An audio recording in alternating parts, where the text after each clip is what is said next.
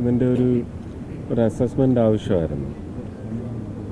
മിനിസ്റ്ററോട്, railway മന്ത്രിയോട് ഒരു 10-20 ദിവസം മുമ്പ് തന്നെ സൂചിപ്പിച്ചിട്ടാണ് വന്നത്. ഇങ്ങനെ ഒരു സ്ട്രക്ചറുണ്ട്, ഇതിനൊരു പ്രോലോഗ് എന്ന് പറയുന്നത് ഇവിടുത്തെ പഴയ സ്റ്റേഷൻ പൊളിച്ചതിലെ വേദനയാണ്. അത് ഈ അടുത്ത കാലത്താണ് അറിയുന്നത്. നമ്മൾ ഈ റോഡ് വഴി യാത്ര ചെയ്യുമ്പോഴൊന്നും അത് കണ്ടിട്ടില്ല. പഴയ RMSഉം റെയിൽവേ മെയിൽ സർവീസ്, പഴയ റെയിൽവേ സ്റ്റേഷൻ നമുക്കിപ്പോൾ ഇനി കാണണമെങ്കിൽ അതിൻ്റെ മ്യൂസിയം ഉള്ളത് ഓടയിൽ നിന്ന് എന്ന് പറയുന്ന സിനിമയിലാണ്. അങ്ങനെ ചില സിനിമകളിലൊക്കെ കാണും പഴയ സ്റ്റേഷൻ.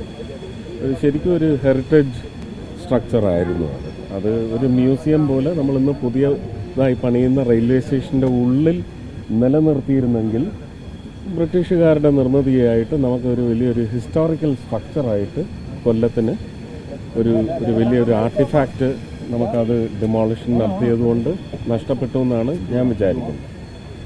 ഇതും അങ്ങനെ ഇടിച്ചു പൊളിക്കാതെ ചിലപ്പോൾ ഇടിഞ്ഞ് വീഴേക്കാമായിരുന്ന ഒരു അവസ്ഥയിലേക്ക് പോകുന്നു എന്ന് പറയുന്ന ഒരു സന്ദേശം തോന്നി.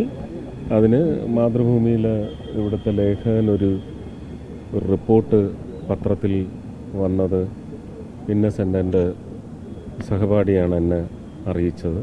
അതിൻ്റെ പശ്ചാത്തലത്തിലാണ് പ്രേമേന്ദ്രനെ വിളിച്ച് ഇവിടെ ഒരു വിസിറ്റ് ഉടനെ നടത്തണം, ഇതൊന്ന് അസസ് ചെയ്ത് ഇത് മറ്റേത് തരത്തിൽ, അതുകൊണ്ടാണ് ഞാൻ ഈ വഴിയെ തന്നെ വന്നത്, എങ്ങനെ നമുക്ക് കമ്മ്യൂണിറ്റി കൺവീനിയൻസിലേക്ക് ഈ ഒരു പ്രോപ്പർട്ടി റെയിൽവേയുടെ പ്രോപ്പർട്ടിയായി നിർത്തിക്കൊണ്ട് തന്നെ ടൂറിസത്തിനോ അല്ലെങ്കിൽ അങ്ങനെയുള്ള പബ്ലിക്കിന് ഒരു വലിയ ഉപയോഗപ്രദമാവുന്ന ഒരു പ്രോപ്പർട്ടിയായിട്ട് റെയിൽവേയുടെ സമ്മാനമായിട്ട് എങ്ങനെ വരാൻ സാധിക്കും എന്നുള്ളത് മിനിസ്റ്ററുമായിട്ട് ഇനി ഇരുന്ന് സംസാരിക്കും. ഇതിന് വേണ്ടുന്ന ഫിനാൻഷ്യൽ സപ്പോർട്ട് കൊടുത്ത്, ഇത് റെസ്റ്റോറേഷൻ വർക്ക് എന്ന് പറയുന്നത് വളരെ ഭാരിച്ച ചുമതലയായിട്ടാണ് ഞാൻ കാണുന്നത്. നമുക്കിപ്പോൾ കാണുന്ന കാഴ്ചയിൽ തന്നെ ഈ ചുടുകട്ടകൾക്കിടയിലുള്ള ഗ്യാപ്പുകളെന്ന് പറയുന്നത് ഉണ്ടാക്കുന്ന വാട്ടർ സീപ്പേജും അത് കാരണം മതിലിനുണ്ടാവുന്ന ബലക്ഷയം, ഇതൊക്കെ നമ്മൾ വിലയിരുത്തേണ്ടതുണ്ട്. ഇങ്ങനെയൊക്കെ ഒരെണ്ണം ഇനി ഉണ്ടാക്കിയെടുക്കുക എന്ന് പറഞ്ഞാൽ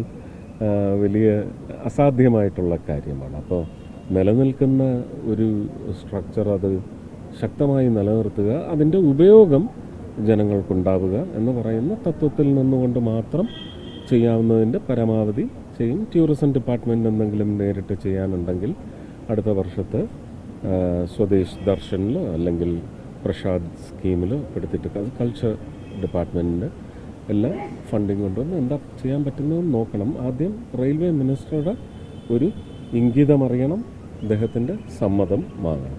അതിന് മുന്നോടിയായിട്ടുള്ള, ഞാനിപ്പോൾ 5-ാം തീയതി കാണും, മിനിസ്റ്ററെ കാണും 5-ാം തീയതി. അതിന് ഞാൻ പോവുക. നിതിൻ ഗഡ്കരിയെയും അശ്വിനി വൈഷ്ണവിനെയും കാണുന്നതിന് വേണ്ടി 5-ാം തീയതി പോവുകയാണ്.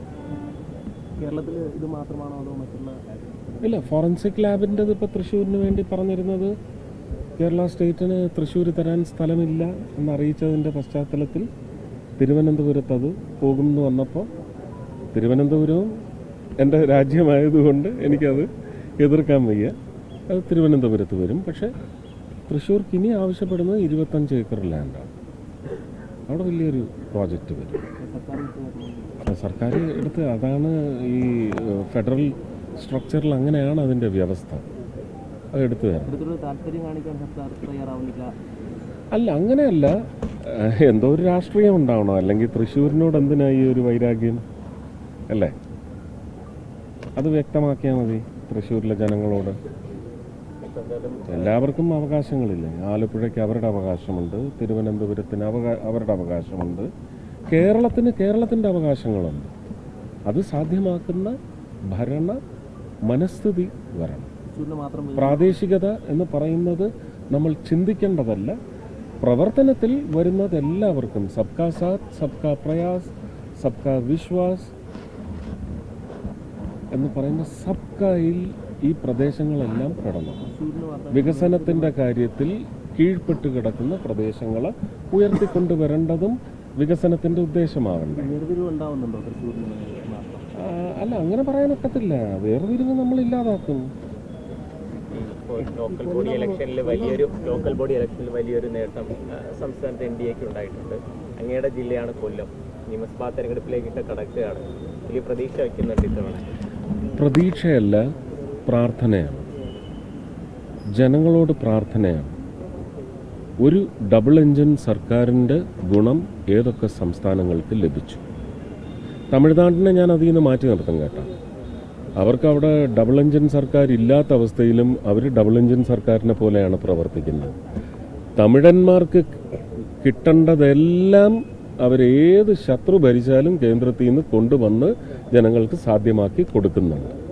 പക്ഷെ അത് കേരളത്തിൽ നടപ്പിലാവണമെങ്കിൽ ഒരു BJP സർക്കാർ അല്ലെങ്കിൽ BJP ഭരണത്തിന് തുല്യമായ ഒരു ഭരണത്തിൻ്റെ രാഷ്ട്രീയ അവസ്ഥ കേരളത്തിലുണ്ടാവും. തിരുവനന്തപുരത്തെത്തിയപ്പോൾ അവിടെ തിലകം ചാർത്തും എന്ന് പറഞ്ഞു, അതുകൊണ്ട് സംഭവിച്ചു. തിലകമണിയും എന്നാണ് ഞാൻ പറഞ്ഞത്. തിലകം ചാർത്തും എന്ന് പറഞ്ഞില്ല, അത് നമ്മളല്ല. തിലകം അണിയിച്ചത് അവിടുത്തെ ജനങ്ങളാണ്.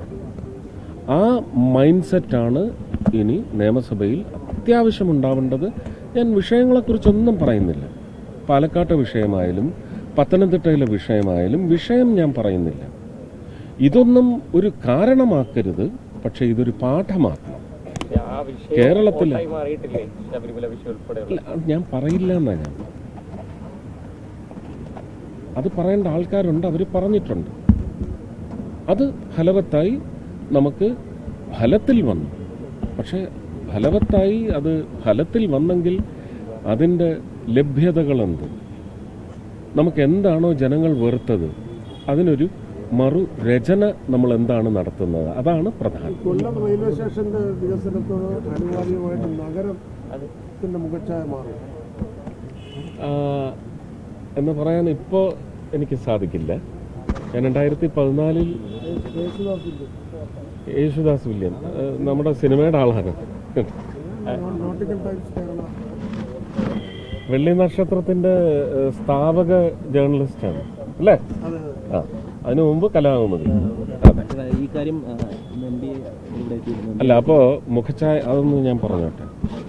മുഖച്ഛായ മാറുന്നതിന് വളരെ വലിയൊരു പദ്ധതിയാണ് ഞാൻ ആദ്യം ശ്രീ നരേന്ദ്രമോദിയെ മാർച്ച് 5, 2014 വിഴിഞ്ഞം തുടങ്ങിയുള്ള ഒരു 17 പോയിന്റ് പ്രോഗ്രാം 2.25 മണിക്കൂർ കൊണ്ട് ചർച്ച ചെയ്തതിനകത്ത് relocation of railway stations in Kerala. അങ്ങനെ രാജ്യത്തിൻ്റെ പല ഭാഗത്തും കാണുമായിരിക്കും. എനിക്ക് പരിചിതമായ ജനജീവിതത്തിന് ഒരുപക്ഷെ വലിയ ബ്ലോക്കേഡുകൾ സൃഷ്ടിച്ചിട്ടുള്ള, ജനജീവിതത്തിന് സൗകര്യമൊരുക്കേണ്ട റെയിൽവേ മൂലം അല്ലെങ്കിൽ അതുപോലെയുള്ള പബ്ലിക് യൂട്ടിലിറ്റി സർവീസസ് എങ്ങനെയാണ് ഡാമ്പൻ ചെയ്തിട്ടുള്ളത്, ഇതിനെ സംബന്ധിച്ച് വ്യക്തമായ ഒരു രൂപമുള്ളത് കൊണ്ട് കൊല്ലം റെയിൽവേ സ്റ്റേഷൻ, കൊച്ചിയിലെ 2 സൗത്തും നോർത്തും, അതുപോലെ കോഴിക്കോട് റെയിൽവേ സ്റ്റേഷൻ, ഇത്രയും റെയിൽവേ സ്റ്റേഷനുകളുടെ കാര്യത്തിൽ റീലൊക്കേഷൻ ഓഫ് റെയിൽവേ സ്റ്റേഷൻസ് എന്ന് പറയുന്ന ഒരു പദ്ധതി അതന്ന് പറഞ്ഞിരുന്നു. തിരുവനന്തപുരം അടക്കം. തിരുവനന്തപുരം അദ്ദേഹത്തിന് നല്ല പരിചിതമായ ജോഗ്രഫി ആയതുകൊണ്ട്, ഭൂമിശാസ്ത്രമായതുകൊണ്ട് അദ്ദേഹം അതിനൊരു പ്രതിവിധിയും പറഞ്ഞു. ഇതിനുള്ള പ്രതിവിധി അന്ന് പറഞ്ഞത് എനിക്കിപ്പോൾ പറയാൻ സാധിക്കില്ല.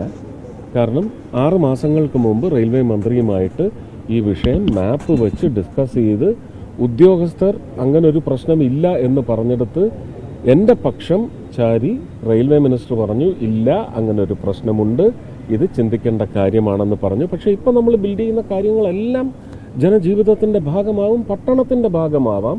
അങ്ങനെ ഒരു പദ്ധതിക്ക് വേണ്ടിയും ശ്രമിക്കുന്നതായിരിക്കും. അത് പക്ഷേ എനിക്കിപ്പോൾ അത് അങ്ങനെ പറയാനൊക്കത്തില്ല, അതിനുള്ള അവകാശം എനിക്കില്ല.